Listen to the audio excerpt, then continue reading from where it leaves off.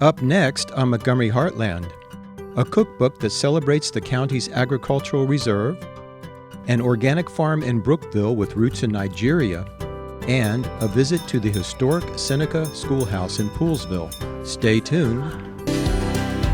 Montgomery Heartland, where county meets country.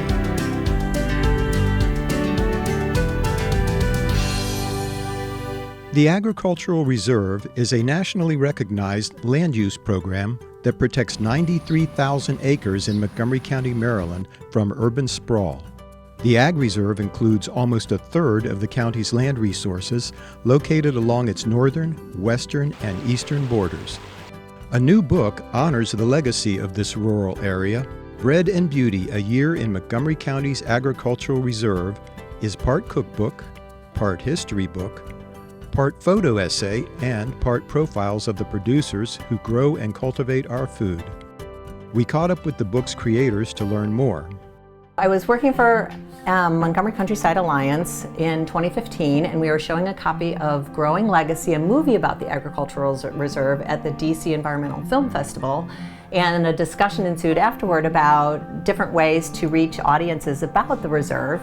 And Claudia heard about this. Yes, I heard about this and got in touch with Ellen and suggested how about a cookbook. It would be a nice way to draw people into some of the land use issues and some of the real beauty and delicious food out here. And so we decided to team up and do it. The book was published in October of 2018, so a little over a year ago, and it was self-published. We produced 1,500 units and we have about 150 remaining. More than 130 recipes round out the 312-page book. We do have recipes from farmers and people who live out here and that use and really enjoy the produce, and so we have some real local specialties. But we also develop the recipes from historic sources. There's Elizabeth Ellicott Lee, and she wrote a cookbook in 1857 that we kind of used as inspiration. Can I use this one? Whatever you want, sure. One of the ongoing delights is just the beauty and variety of the apples and the eggs that came from a local farm, from different types of chicken to lay different colored eggs. So people ask us, have you colored them like for Easter? I say, no, they come that way. And it just makes this experience of cooking locally even more wonderful. We were lucky enough to have two wonderful photographers. Martin Radigan did the landscapes and many of the portraits included of the people who live here. And then I didn't realize that food photography, portrait photography, and landscape photography are very separate disciplines. So we were fortunate enough that Claudia's husband could take care of the food photography and some of the close-in vignettes. Right. And the other pieces. So we had just this great team born of people we already knew. I was always impressed by what hard work farming is, how nimble that a farmer needs to be with the weather conditions, with soil conditions, and if they're raising animals, all the things that come up with that. They have to be mechanics and biologists and meteorologists. What we've discovered is that Montgomery County is just as rich as the Ag Reserve. There are all kinds of people who are doing all kinds of things, and there's so much that goes on in the reserve that you don't have to be just interested in food to come out here. There's history, there's bicycle rallies, there's respite and spirituality, there's nature habitat, and so anybody who could find something out in the reserve, we'll go talk to them. For more information, go to breadandbeauty.org. Dodo Farms is a small organic farm in Brookeville, Maryland. Certified by the Montgomery County Green Business Program and registered with Certified Naturally Grown, the farm produces vegetables, herbs, fruit, poultry, and eggs, which are sold at local farmers markets and CSAs. And this farm has a direct link to West Africa. I'm from Nigeria. My surname is Balogun. And in Nigeria, the Baloguns, Dodo Dawa, is like a nickname for the Baloguns. but because of the pronunciation, that's why I shortened it to Dodo. Farmer Olaniyi Balogun and his wife Tope Fajanbasi have been farming the land and selling their products for the last 3 years. She has a head for numbers. I'm an accountant, I'm a CPA, but I currently teach finance and business. And he has a head for, well, cabbage. This is Savoy, and at the other hand we have Blue Vantage cabbage. It's very good too. The farm, the size is a bit less than 1 acre, and I grow strictly vegetables like collard greens, kale, mustard greens, Brussels sprouts, cauliflower, cabbage, broccoli, and so on. Niyi and Tope met in Nigeria and have been married for 4 years. They decided to settle in the U.S. I've been farming for more than 12 years in Nigeria before I moved down to the States. Niyi moved to the U.S. about 3 years ago, and he was very clear. It was either I moved to Nigeria or he moved here, and he told me if I move to the U.S., there's only one thing I want to do, I want to farm. So I was like, of course we can do that, but in my head I'm thinking, I don't think it's possible in Maryland. But he came here and was very determined, and we started looking for, farmland. The Baloguns found their farmland through the Montgomery Countryside Alliance's Land Link program. They don't own the land on which they farm. The land is owned by another couple who offered it to them for free. We went on the website, we saw that we could be matched with landowners, and we were matched with this amazing couple who owned this acreage, about 23 acres. And we came here to meet with them. They said, of course you can do it.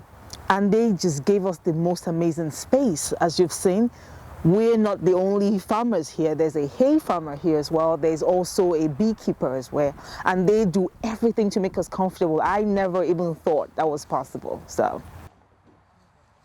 during the growing season, which typically lasts March through November, Niyi is busy planting, tending, transporting, selling, and marketing.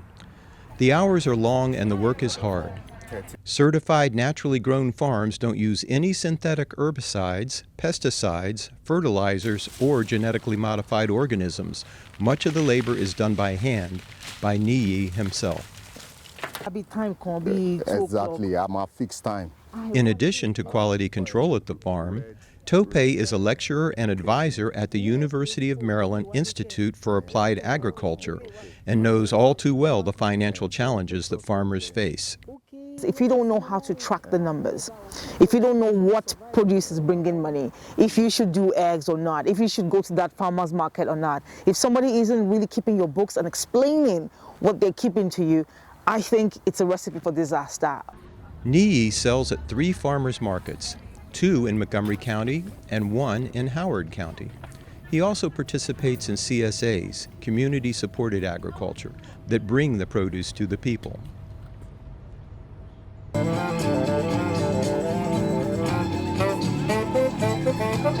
This market, there are a lot of specialty and advantages about this market. They really care for the neighborhood and the less privileged as well. And they try to assist the farmers too, so that our produce can get to the people. So Niyi, this is his first year at our farmers market here in Langley Park. He and his family are Nigerian, and they come from a beautiful farm space in Montgomery County. But this is their first year, and so far so good. Gracias. Doing business in Montgomery County has been a win-win situation for Tope and Niyi. Montgomery County has to be the most supportive county to businesses, especially agribusinesses. I have never seen this, from workshops to even media coverage like we're getting now, to advice that we get, to even a market like the Crossroads Food Network. I see the support in this county is really tremendous. You can see in the market how everybody alike come in, because once they taste it, they will always come back. Yes.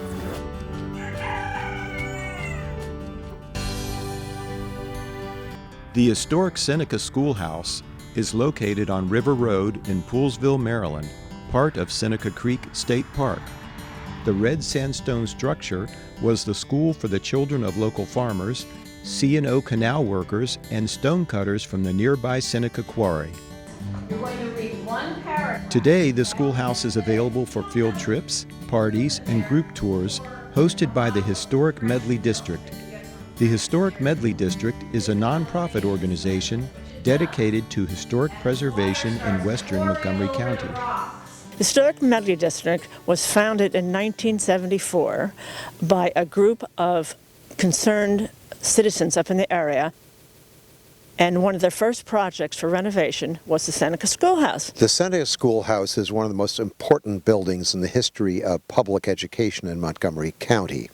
At the end of the Civil War, the county school system was established, and this is one of the two oldest buildings dating from 1865 of public education in Montgomery County. And it should be noted that all of the remaining one-room schoolhouses in Montgomery County, and they number more than 15, maybe 20 or so, are all vestiges of the segregated school system of Montgomery County. Only white neighborhood children attended this school. The black children attended another school in the Seneca area. And it operated until about 1910.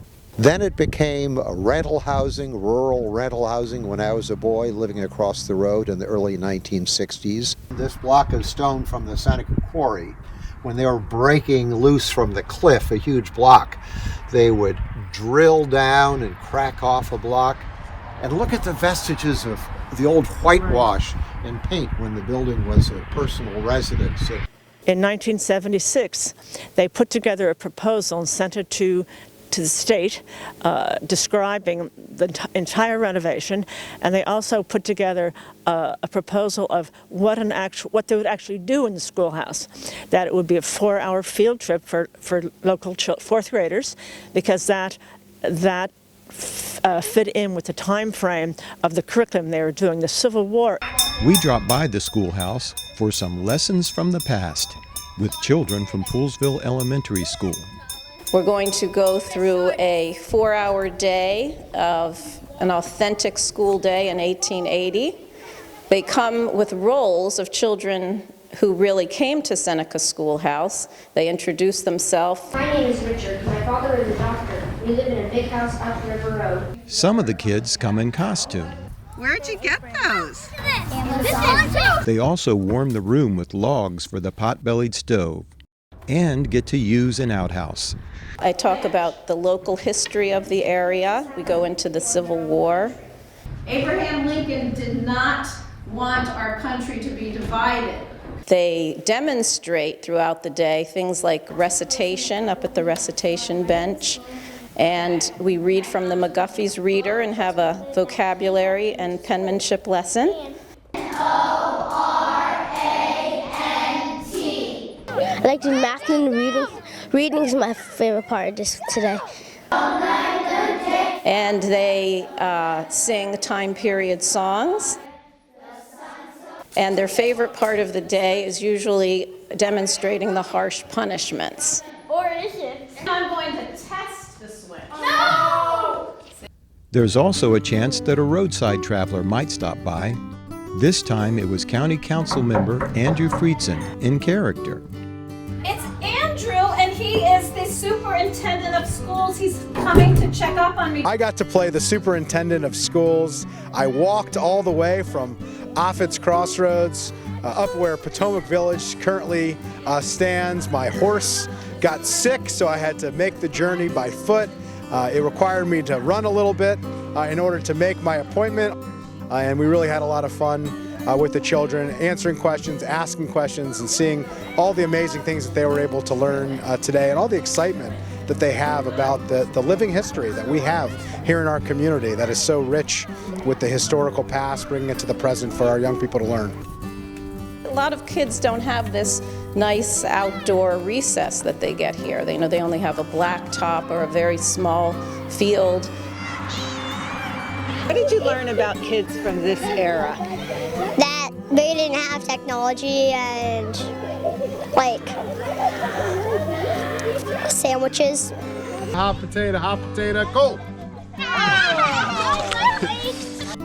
For more information on the Seneca Schoolhouse, go to this website. Well, that's it for today's show. Thanks for watching.